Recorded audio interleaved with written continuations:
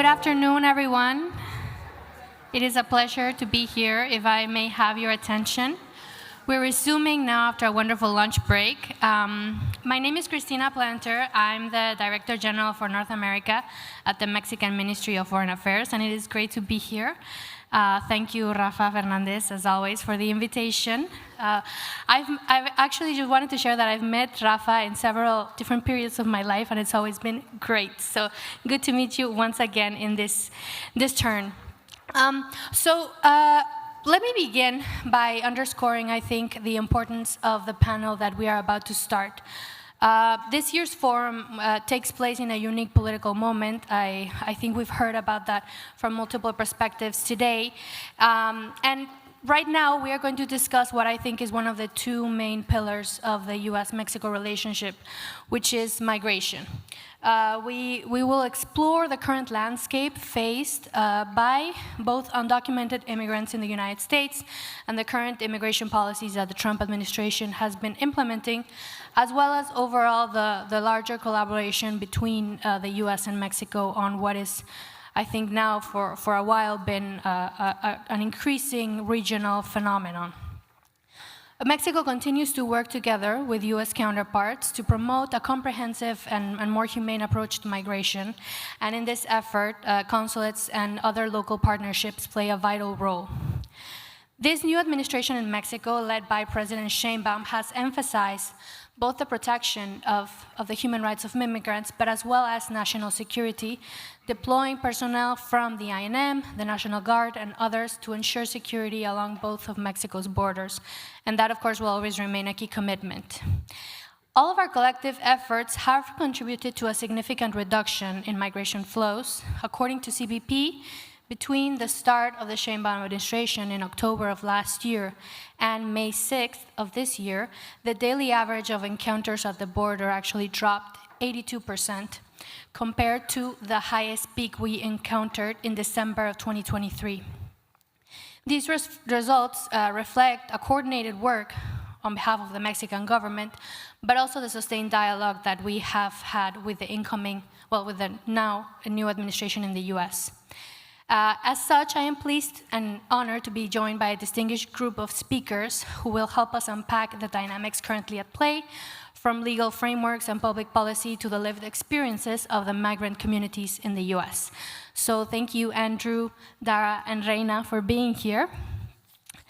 To start, with the arrival of the new Trump administration, migration has played a role once again, at the center of both politics and policy in the United States. I think it's fair to say that immigration was the key issue in the election in November, and part of what led to President Trump now being president once again. He has pushed his immigration agenda first through a series of executive orders that seek to restrict the entry of foreign nationals, tighten asylum procedures, and strengthen law enforcement along the US-Mexico border. On his first day in office, he actually signed an executive order declaring a national emergency at the southern border, and they have also intensified immigration enforcement through operations led by ICE. This operation has resulted in numerous detentions and deportations, including cases involving individuals without criminal records, raising concerns among community leaders and advocacy groups about the impact on immigrant communities and the potential for overreach.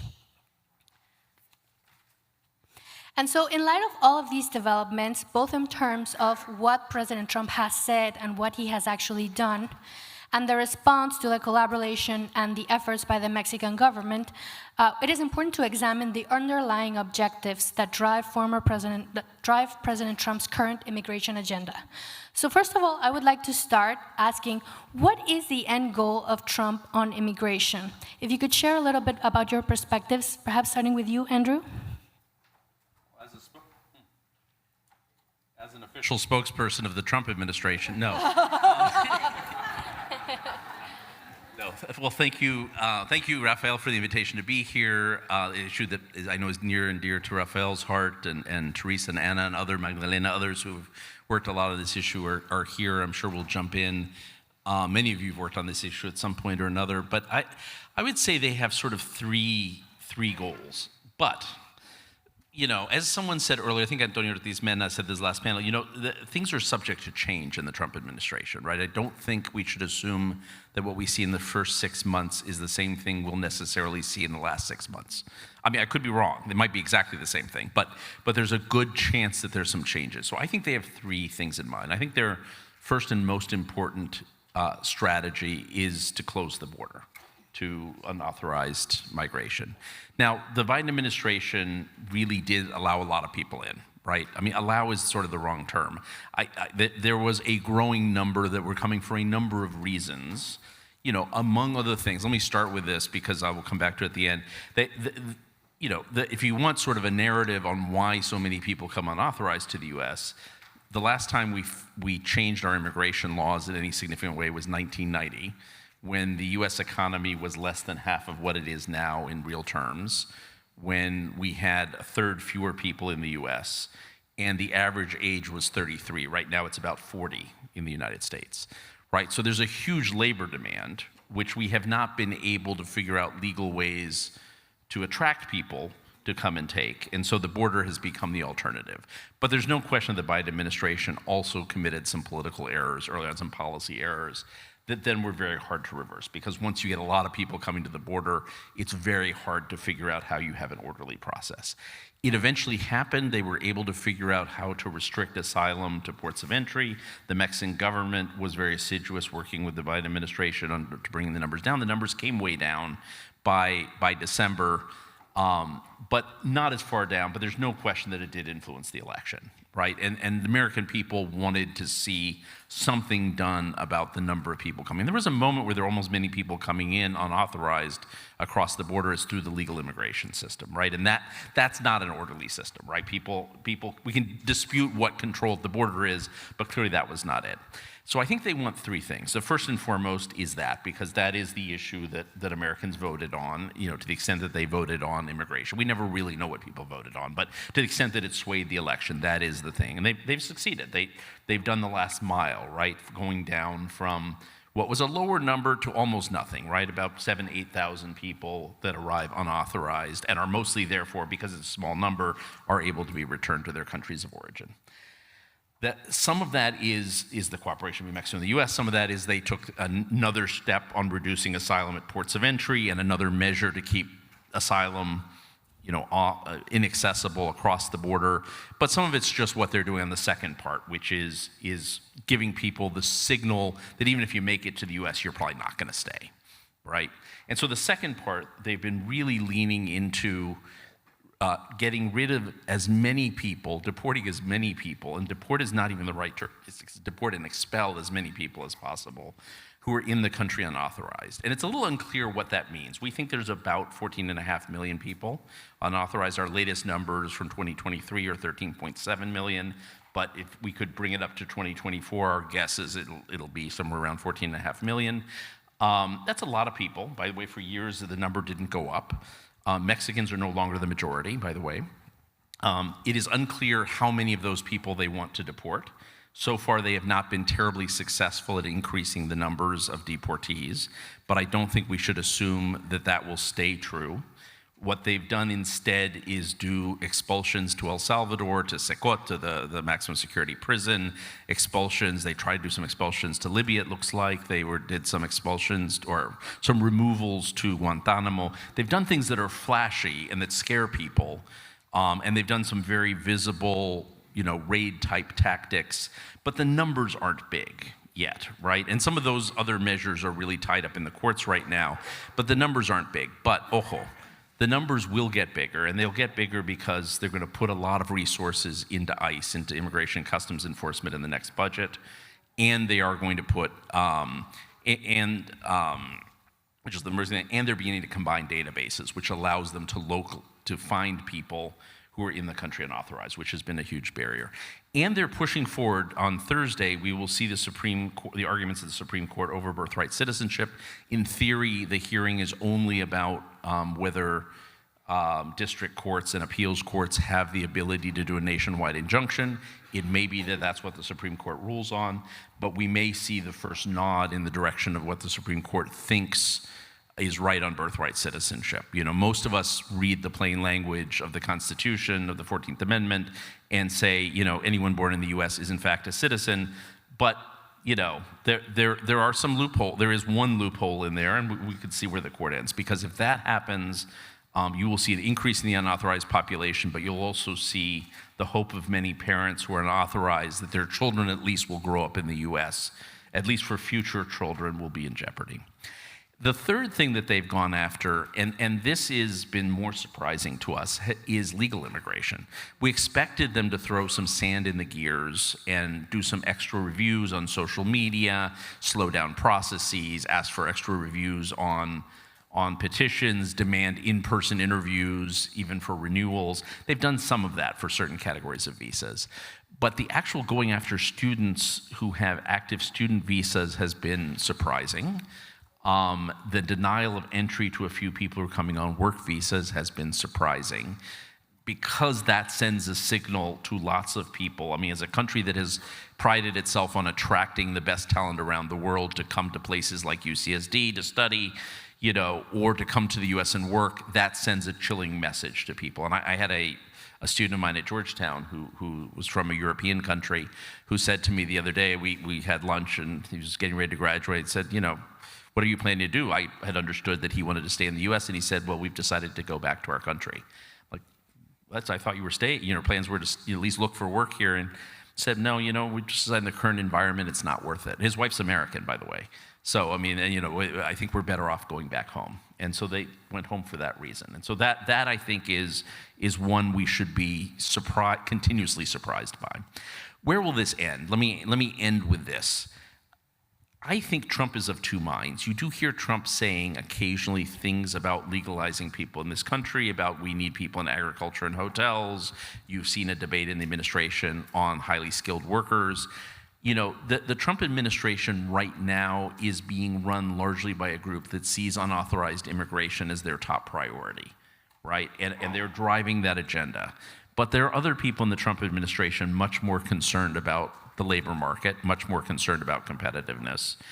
And the reality is, in making it hard for people to get across the border at a time where the US population is aging, we may for the first time end up with a real conversation about immigration reform. You know, I mean, I often hear sort of the complaint, oh, the business community kind of jumps in on immigration, but they never really have to jump in, because there's been a supply of workers. Yes, some companies don't want to hire workers that have legal papers, but in the end, the economy's kind of worked out because people get into the US. That's not true anymore. And we may actually have Donald Trump to thank for that. Don't repeat that, but we may have Donald Trump to thank for that, which is actually making it hard for people to come across the border, may at some point force a real conversation about what kind of workers we need in the US, for the US economy to prosper. Both people of skill levels, of all kinds of skill levels, people who are skilled agricultural workers, people who are, you know, skilled home healthcare workers, people who are skilled innovators and entrepreneurs. I think that debate is coming. You know, if I were to bet, I would assume that the administration would continue on focused on deportations, you know, which will become an issue in the US-Mexico relationship.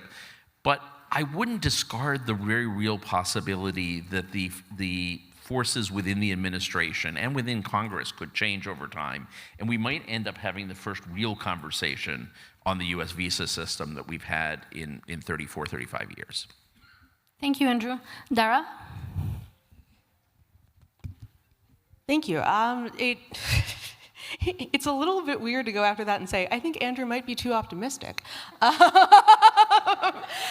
And I think that this was, you know, this was a very good summary of most of what's been done, but I want to call attention to a couple of things. One is that when we talk about the bilateral relationship in particular, what Andrew discussed in terms of the trends under the Biden administration mean that a lot of the things the Trump administration has done in terms of stripping legal protections have fallen on people who are, on populations that are more recent. They have not fallen on the population of Mexican immigrants in the United States. So some of the kind of sharp end of the policies that we've seen so far, Mexico has been a little bit more insulated from them.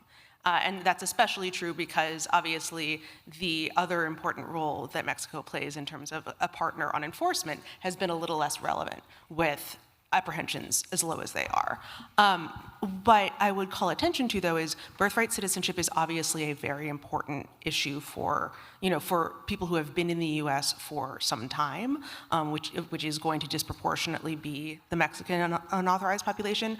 And there are also, in addition to the kind of like every time there's a raid somewhere, a whole lot of people get, there are really broad chilling effects, which I'm sure Ambassador Torres is much more, familiar with, that I'm only seeing at a remove.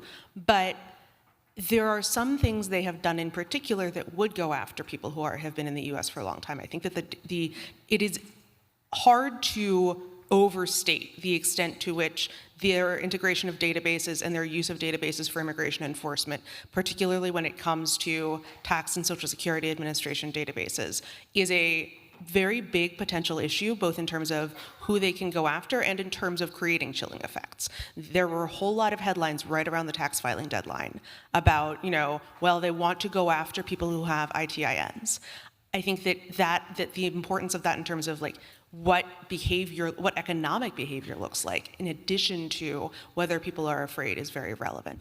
The other thing I would say is that it's really become clear over the Trump administration how much immigration is entwined with all of these kind of issues of democracy and the rule of law, which those of us who have, worked on the issue kind of knew, it's always been true that immigrants have had a little bit less freedom of speech, for example. And now that's what we're seeing with some of the student visa issues, where they're using these long dormant provisions of federal law to say, well, we think you're a foreign policy liability, and that's all we need to do. But I think that it's also been true that some of the institutions that have been surprised by the administration's effort to go after its critics have pulled back their support for immigration and their willingness to confront the administration about it. And that includes law firms who have been often doing a lot of the pro bono work in defending immigrants in the court system, and it includes the business community to a certain extent. And so I think that while it's very apparent to me that everything Andrew's saying is correct, and I think that universities are the canary in the coal mine because hiring happens on such a year-to-year timeline here, that what we're seeing in the higher education sector is what we're going to be seeing over the next year in a lot of sectors in terms of people unwilling to come to work, that there is also going to be the people who are most, the organizations that are hit the hardest by that are also going to have a pretty strong argument against speaking out about it. And it's going to be interesting to see how that goes. And in particular, who is willing to, stand up for the idea that they really do need to have workers, and they're willing to risk, criticism at best and interference in their business dealings at worst from the administration in order to do it. Thank you, Ambassador.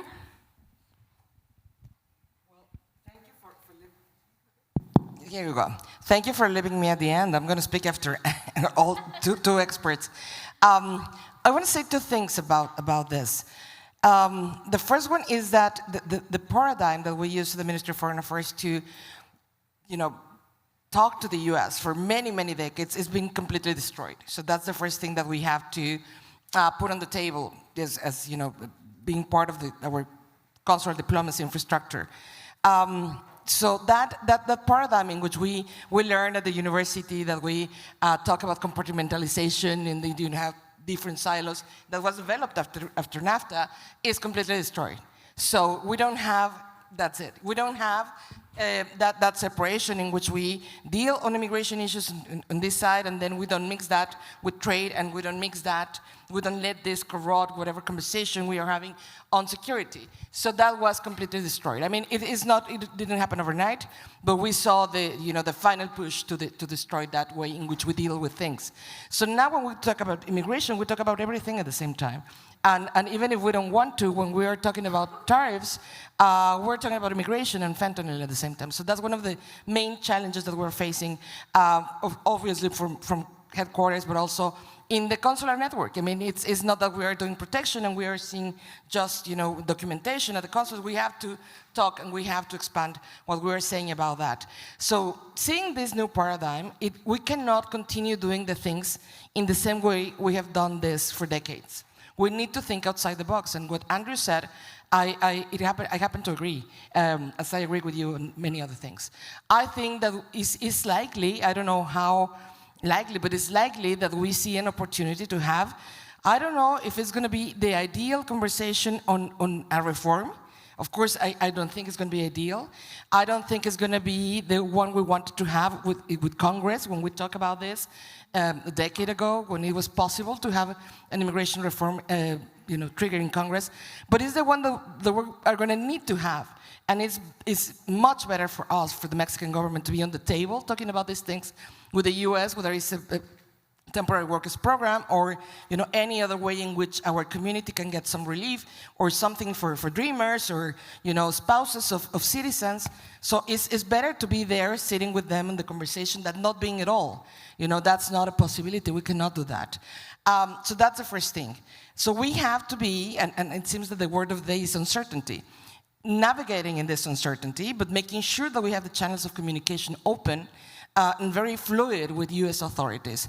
From the trenches in the consulates with ICE and CBP and all the DHS components to headquarters with the federal government. So that's one thing. The other thing is that we see, following that, we need to look into other ways to have this conversation with other stakeholders. And I think that the private sector and the business community plays a huge role. When you wonder who's going to listen this administration, and we have seen, I mean, he's not doing anything that we haven't heard before. He said what he was going to say for the entire campaign, so we knew what was going to happen. But we have seen in the last months that when we talk about tariffs, perhaps he's listening to the CEOs, he's listening to, perhaps he's not listening to governments or people, activists that defend migrants. We know that many people in the current administration are not going to listen to those voices, or even if you put out there the figures and the reason and the reality of labor markets, it's not going to be read the same way if Andrew says it, with all his expertise, or the Migration Policy Institute. If a CEO goes there and says, hey, guess what? If you do these deportations, you are shooting us, the business, this sector, or whatever.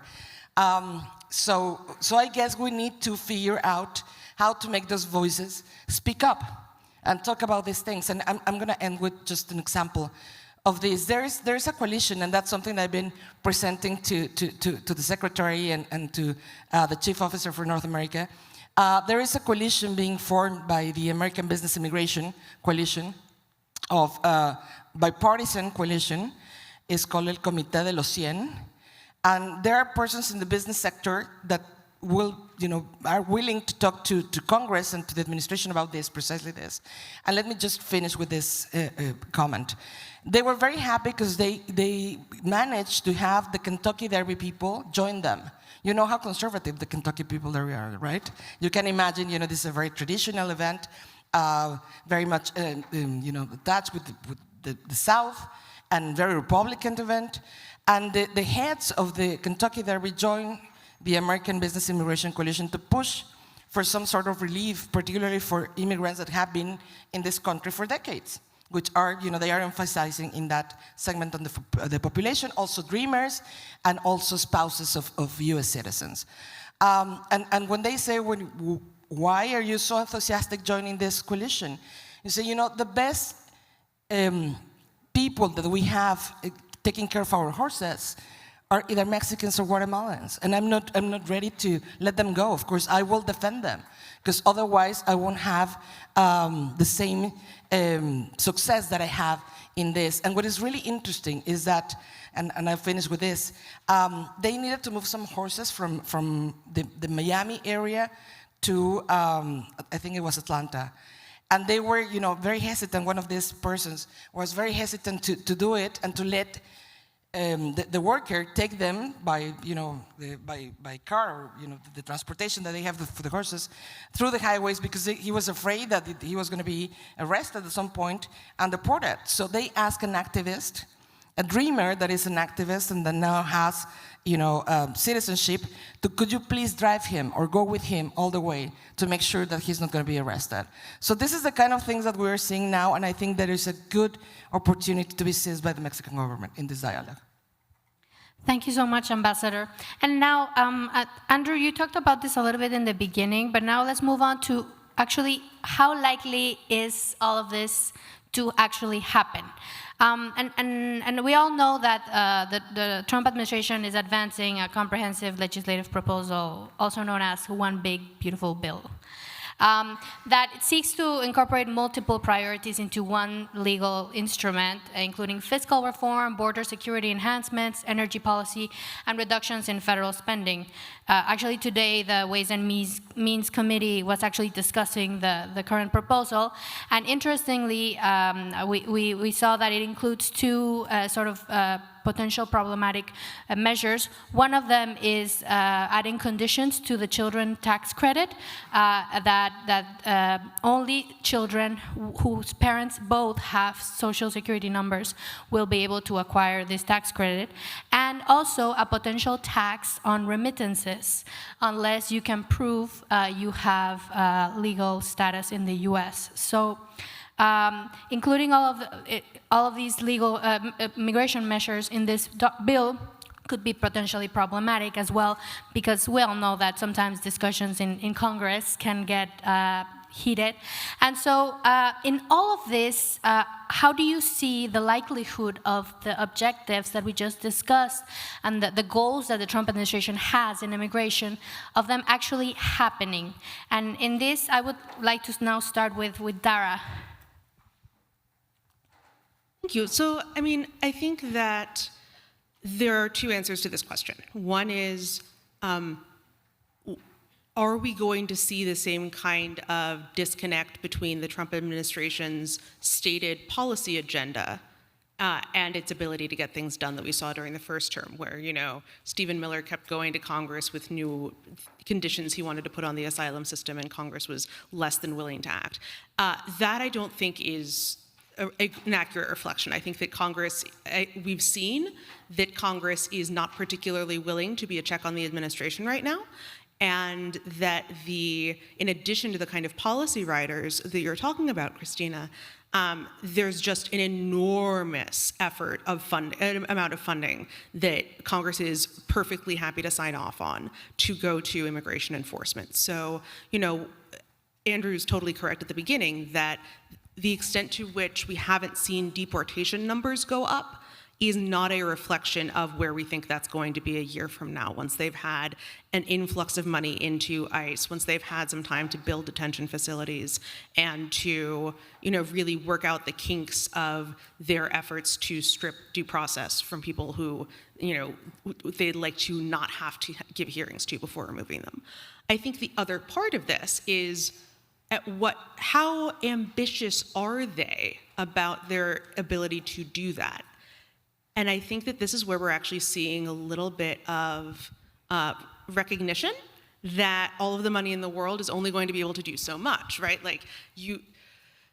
My organization last year ran some estimates on the cost of a mass deportation campaign and found that, you could, if you were going to deport 1 million people a year, you'd have to spend $88 billion a year to do it, which is not really, even the proposal before Congress doesn't have that kind of outlay.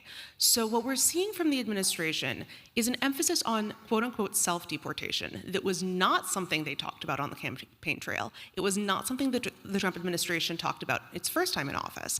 And that can properly be understood as a way for them to try to get people out of the United States, get numbers up, et cetera, without having to, put everybody through, to turn the chilling effect into a way for them to declare victory. And we're seeing a lot of not just kind of ads and PSAs telling people to self-deport, but the beginnings of a policy infrastructure to incentivize that.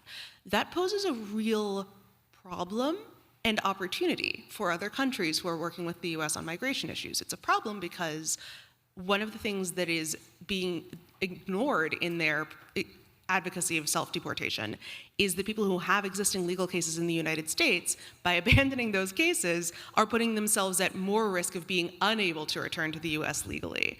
And that accepting a removal order does put conditions on your ability to return and does bar you for a certain amount of time. That is not something that they're emphasizing. As a matter of fact, most of their materials actually are, yeah, you can just go home and apply to come back legally, it's fine. And I think that that's going to be a real consideration for other governments. But there is, I would suspect, an opportunity in government-to-government relationships as the administration starts emphasizing the idea that countries should be taking their people back, for this to be it's going to be a discussion that's going to be opened, and on what terms other countries engage with it, both on behalf of their own nationals and, in terms of Mexico, their interest in taking non-Mexican nationals is going to be a very big indicator of how likely they are to, at the end of the first year, say, we hit our goal, we deported as many people, we deported 1 million people, even if most of what they're counting there are quote-unquote self-deportations. Thank you, Dara. Andrew? I'm really worried about the tax on remittances. I mean, what it's going to do is drive people underground. We'll go back to the future where people will be carrying money in cash. We saw this with Cuba, by the way. When it became impossible to remit money to Cuba, they developed a whole industry of people who would carry money, across the border. Here, there might be also an industry of people who have legal status, who then go in and do the actual remittance payment for you. But this will drive it. It'll reduce people's ability to help their families, and it will create a whole gray industry out there that should worry us, right? Obviously, the attack on trying to reduce access for children to the child. Remind me what it's called. The great Children tax credit. Yeah, children's tax credit, which is one of the most of the measures that is shown to do the most to reduce child poverty, by the way, around the country. There's both state versions of this as well as a federal version. Obviously, is just trying to make vulnerable people more vulnerable, right? So those things should be worrisome. I think, we should assume that what they're driving for is what Dara says, to get people to think about going back, because you can't get your children's citizenship because the money that you send back isn't worth as much, because you're paying more in taxes, because you're afraid of being detained, even though they can't detain most people. By the way, by comparison, the most people that have ever been deported from the interior of the United States in a year is just shy of 250,000. That's the end of the Bush administration, beginning of the Obama administration. Last year of one, beginning first year of the other was actually the highest under Obama. I can imagine a world in which they can double that in a year. I could even imagine a world where they could triple that in a year. I have no basis for saying that, but I can't really imagine a world where they do 10 times that, right? That seems unlikely, 2 million people a year, 2.5 million people a year. But you could imagine a world where they could eventually get up to deporting 500,000 people a year. Over a 3-year period, that's a real number, 1.5 million, maybe 2 million people out of 14.5 million. That's a lot of people. It's not a large percentage, but it is a lot of human beings, right, and a lot of families. But there are, as Dara was saying, some real constraints. It's hard to find people. They're connecting databases that will help them find people. You have to hold people. They are going to get lots, probably 5 or 6 times the resources they have now for ICE. So they will have more ability to hold people, but it's still expensive to hold people. If people have been around in the U.S. for more than 2 years, they actually have a right to a hearing before an immigration judge. That process takes time, and you have to hold people till that period or let them go on their reconnaissance. Countries have to be willing to take their people back. And some countries like Venezuela and Cuba and Nicaragua and China do take people back, but only once they've negotiated it, right? It's a lot of negotiations each time, right? So, this is not a simple process. So as Dara says, the self-deportation is something they're leaning in on. But here I think is the Trump administration's dilemma, and I'm not sure they've caught on to this yet, but, slowing the number of people, bringing down the number of people crossing the border is popular. And I don't think we should doubt that that's popular, by the way. Whatever we may think about it, it is popular with the American public right now. deporting people may or may not be popular, but when you start getting into specifics, it becomes a lot less popular. When you seem to be skirting the law, like say when the Supreme Court with a bunch of aging justices issues a ruling on a Friday night at 1 a.m., and you know they were working overtime here, right? I mean, this was not, Friday. Yeah, this was not a good Friday for them. They did not wake up happy on Saturday morning, because even though the administration has said we are not about to expel anyone to El Salvador, the Supreme Court came out and said 7-2, not unanimously, 7-2. You may not expel anyone to El Salvador in this class of people that is asking for relief. Despite the fact that you told us that you're not going to do it, we don't believe you. So we're telling you can't do it. That you're starting to get the sense where, the rule of law issues, the sending someone, whether or not he's a sympathetic figure in and of himself, to El Salvador, who had a stay on being deported to El Salvador, things like that are starting to bother people. Students deporting students who have student visas for things they've written, that's not terribly popular. And what you're seeing actually in the numbers is it's still Trump's best issue, but it's not very good. But he's slightly underwater now on immigration, just very slightly. And it's not, it's an issue on which they might be able to win if they did things differently. But the way they're going about it is creating some real antibodies. And I'm not sure they're measuring the public opinion very well on this. The other thing, and I will end with this, but just since we are talking about U.S.-Mexico relations, it is noticeable that Trump does not talk about Mexicans at all, right? Dara's point, does not talk about Mexicans. Ambassador's happy about that. A lot of Mexicans voted, a lot of Mexican Americans voted for Donald Trump, right? He's being very smart. He's voting, he talks about Tren de Aragua, he talks about Venezuelans. By the way, Tren de Aragua does exist, and it does exist in the U.S., but it is kind of not, it's not as big a deal as they pointed out. It's actually a much more decentralized group. Talks about Venezuelans all the time, occasionally about Haitians eating cats, but nothing about Mexicans. That is I've not heard him mention Mexicans once, right? I don't know if you concur on that. I think that's interesting. That said, if they start connecting databases, the people they're going to get are not the recently arrived. The people they're going to get, the ones that are actually paying Social Security taxes and paying taxes and Social Security taxes, are the people who've been here a long time, right? And the Mexican community vast majority has been here for more than 15 years, right? Those are the folks that are actually paying taxes because they think they have a real chance someday to adjust status, and they're invested in this country. They've been here, they're in formal sector jobs, probably with someone else's Social Security number, but still, right? And those are the folks that are going to get caught up in the next round, right? And I think that is going to foot up a set of other issues. And by the way, I could be dead wrong on everything. That's always true, by the way, but I do also have a feeling both Trump is going to get a lot of pressure from CEOs, who he does listen to. He also is stuck between two things, which is popular to deport Venezuelans, not popular to deport Mexicans if you want the Latino vote in this country. And I think there may be, it doesn't mean that we'll see, suddenly he's going to turn around and say, Stephen Miller, we got to stop this, because I'm not sure that's going to happen. But I think you may see some more dissonance in the coalition around President Trump in the future, and then it's hard to tell what decisions get made.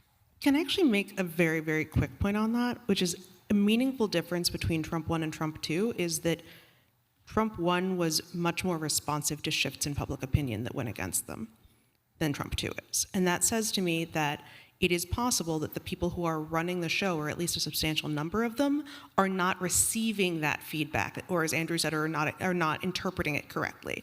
That means that what we usually expect is when you run yourself into negativity with the public on an issue, you back off. That may not happen, or it may not happen quickly. And so I think that it's worth calling attention to the fact that just because people think that they are going about this badly does not at all mean that they are likely to slow down. What we may very well see is instead this continued effort to kind of propagandize their way back to victory, and to fight everything, and to be very, very aggressive with their use of optics and their messaging, that anyone who anyone who got deported must have been a criminal before we see any kind of meaningful change and any acceptance that it's not a winning issue for them.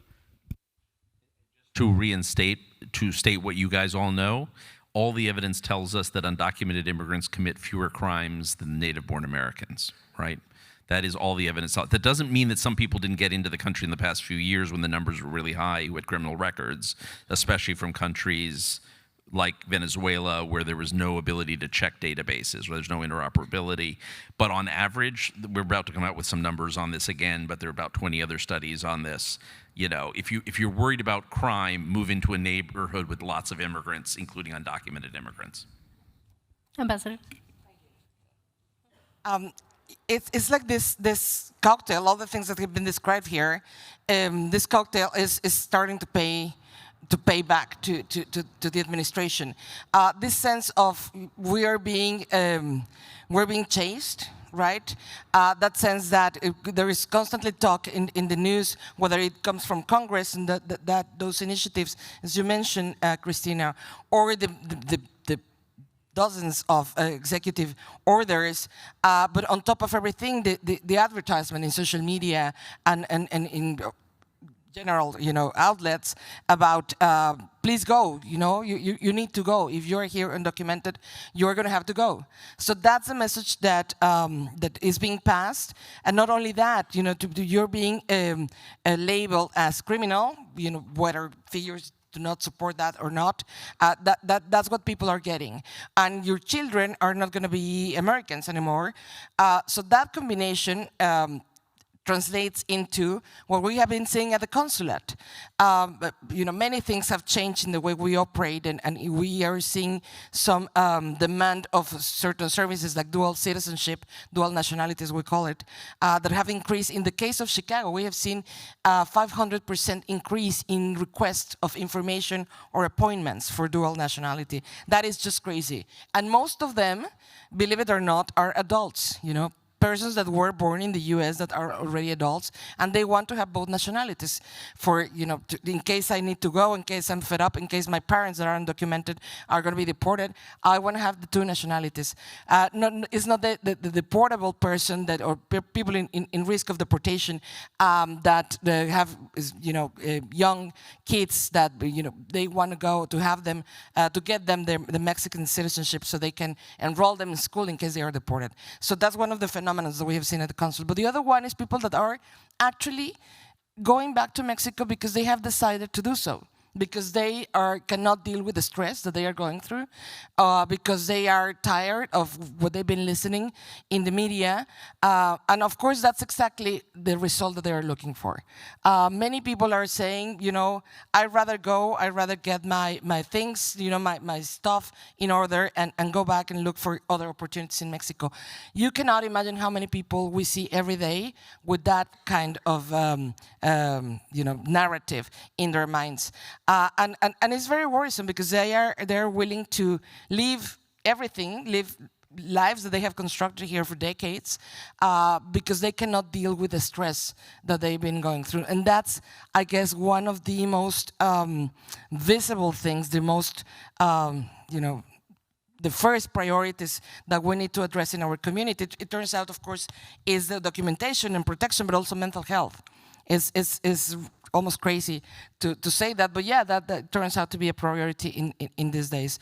So I would say that the next part of what we have seen so far from this administration is going to be an emphasis in this narrative that looks for people to be afraid and decide to go back. That's one of the things, because it's cheaper if they go back. They are even offering $1,000 for them, because believe me, all the resources that would take to look for them, to cross the databases, to do the search, and have the patrol officer or the ICE officer chasing this person or looking for that person, and then apprehend them, then take them into a shelter. That costs a lot of money. And even if they are getting those resources from Congress, it's not going to be enough, as you said. So it's easier for them to offer $1,000 and say, yeah, guess what, go back, and then you may be able to come back. So that's one of the things. But the other one is that we are starting to see those operations in workplaces. right? The famous E-Verify, where they do these audits, electronic audits, and see when they match the social security numbers with the reality. And that is going to take, that's going to get a lot of people deported.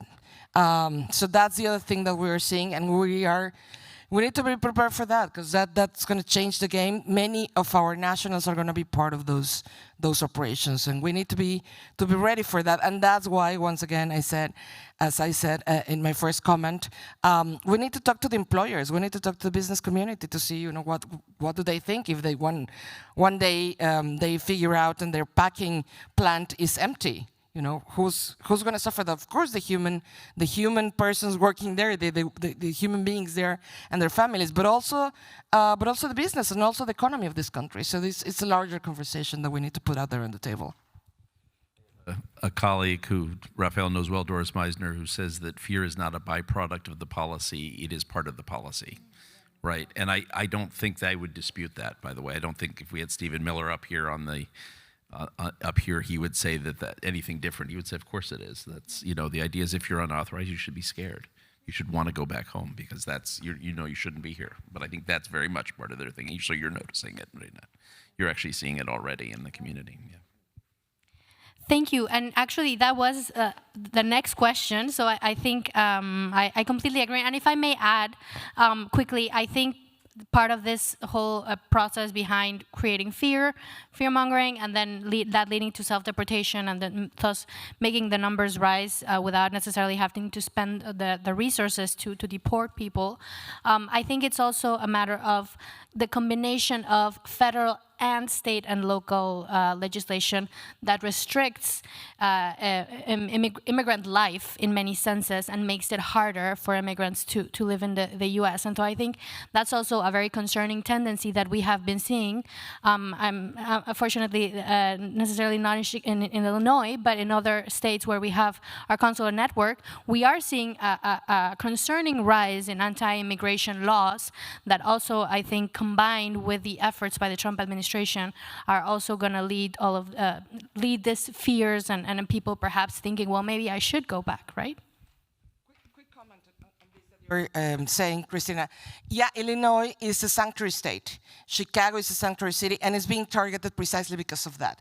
So, whether there is certain comfort for our community there, knowing that, both the governor, the mayor, and most of the mayors of the state are people that support immigration, still there is this fear, because they know that the state and the city have been targeted by the federal government in terms of the resources that they are allocating to the states, the cuts that they are defunding many programs that were out there for our communities. So that is scary. They are losing access to health, and they're losing a lot of other, not because they were taking advantage of that, because something that the state government put together for them. So that's also a source of our concern. The organizations that work with the consulates are also being targeted. So that's something that we're going to see in the consular network. Many of our partners are losing support and are losing funding because of what's being changed. And just to finish this comment about the fear, there was a study done, but several universities have studied this, but there was one done by the University of Illinois in Chicago of what was the most palpable consequence of the first Trump administration in our community. And it turns out it's on mental health, is the fear, because the figures, as Andrew has mentioned, and as Dara mentioned too, have not been out there, in the magnitude that they are looking for so far. But what is out there, even reloaded than what happened in the first administration, is the fear that they are creating. This narrative of you are criminals, you have to leave, we don't want you here. Those are the general terms that we're listening. I would say very quickly also that in addition to that kind of individual level effect, there is a community level effect. There were a lot of Cinco de Mayo parades that got canceled earlier this month because people were afraid that that would be an obvious target for ICE or for vigilantes. There are churches that have stopped offering Spanish language services because they're afraid that ICE is going to raid them, because one of the first things the Trump administration did was rescind a memo saying that they wouldn't raid churches. These sorts of things obviously are going to have a very big immediate impact on the well-being of the communities that they serve, but it also takes away from a level of social visibility that immigrants have had. When we talk about how long Mexican immigrants have been in the United States, there's this enormous disconnect between social visibility and legal invisibility in the long resident population. And if we are in a situation where people do not feel comfortable being visible in their communities, it is not only a problem for them, for their employers, for their fellow students and teachers, et cetera. It's a problem for non-immigrant Americans' understanding of what a normal America looks like, which reinforces what the Trump administration has been saying all along, that these people aren't like you, that they will never be like you, and that they need to get out.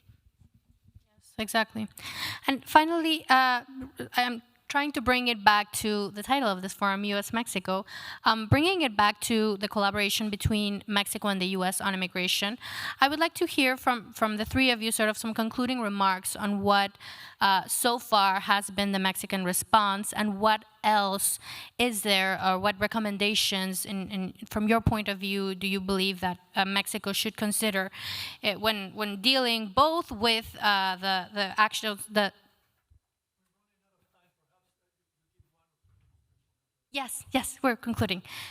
Yes, and so what do you feel it should be done by the Mexican government on all of these efforts, both the internal policies that the Trump administration is considering, but also in terms of binational collaboration? And Ambassador, if you want to start. I'm going to say it without any shame. I think that the Mexican government has developed for decades the best consular network in the world. Sorry. And we are the only country that have really solid practice of consular diplomacy. We're trained in that. Not only that, it's incredible. I'm not going to talk about the 100% of the diplomats or the persons that are serving the consuls, but I guess a good amount of us are there to follow following our convictions, and the human aspects of the work that we do. I always say that the most rewarding part of the Mexican diplomacy is the consular diplomacy, because you can see the faces of the people, that you talk to, and it's really amazing. So I guess we need to continue strengthening the capabilities of the consular network. And I think something else, the consular diplomacy is, of course, all the services that we provide to our community through the community outreach, documentation, and protection. But also consular diplomacy has to do with the political work, the cultural exchanges, and all that.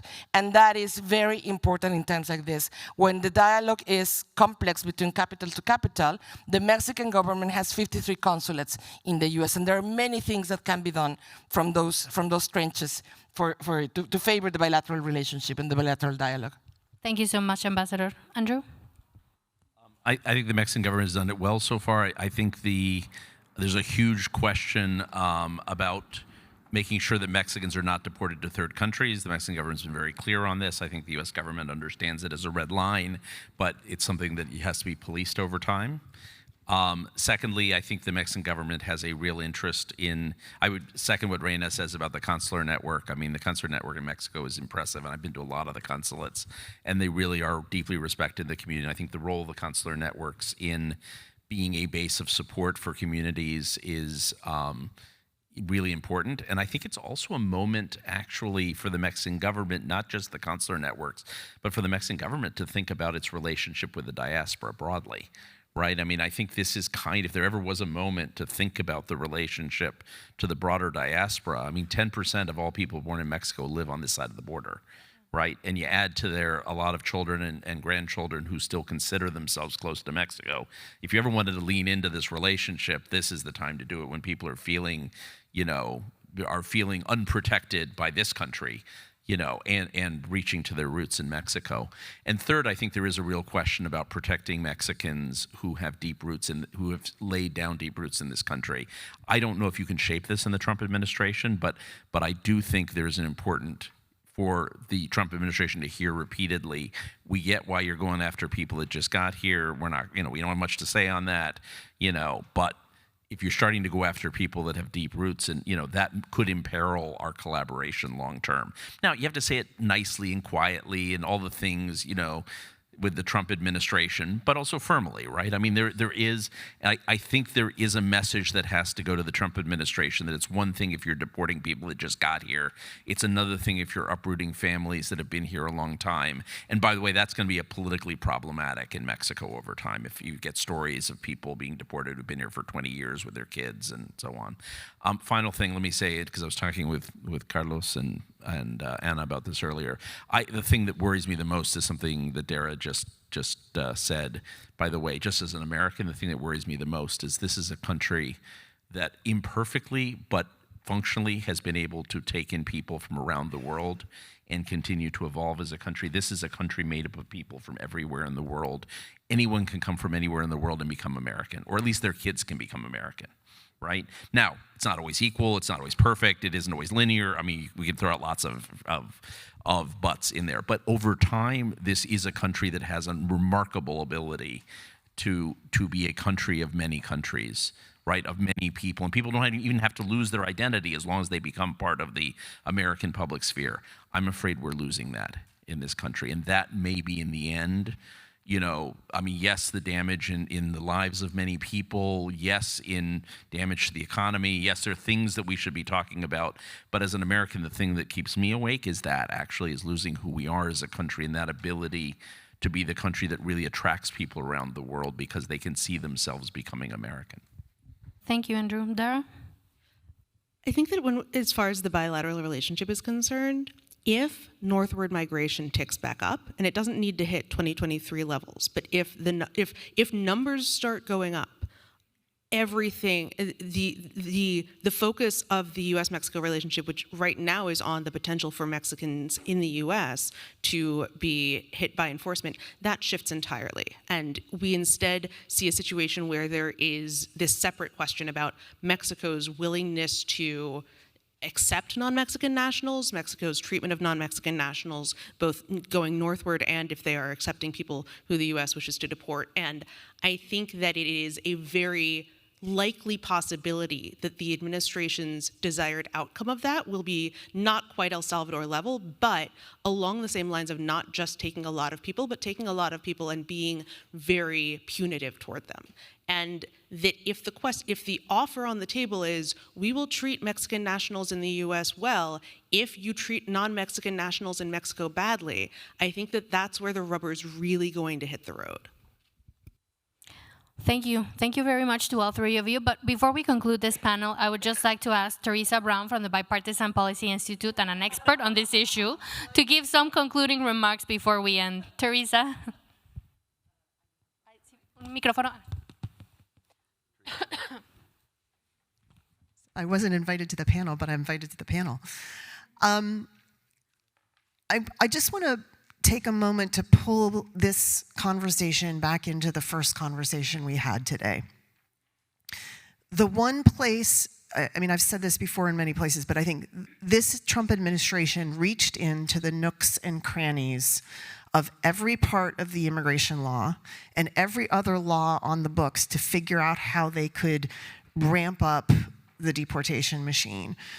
And that means they made some big reaches, and the courts are engaged in deciding if those big reaches are doable. But that also is exactly where the administration is fighting. So very likely the first battle between whether or not this administration will actually follow court orders is going to happen, or may have already happened, with these immigration cases. And there's a very open question in the United States right now, even though public opinion seems to be saying, hey, some of these things may be going too far. Will Americans stand up when the Trump administration says, as it has, that immigrants don't deserve due process, and therefore we don't have to listen to the courts when it comes to immigration. That may be another one of those turning points. But because it has to do with migrants and immigrants in the United States, that's an open question for a lot of Americans. But that does seem to be the place where this administration believes that it is on stronger political footing to stand up to the courts. And so, you know, when we think about the future of the US-Mexico relationship, I also think about the future of the American experiment, to Andrew's point, and it's coming around to our treatment of immigrants, Mexicans, others in the United States. So if you're not already looking at what's happening with migrants in the United States and you want to know where we're going to go, I think we need to be paying attention to that. So those are my comments. Thank you. Thank you so much. Thank you for our excellent panelists.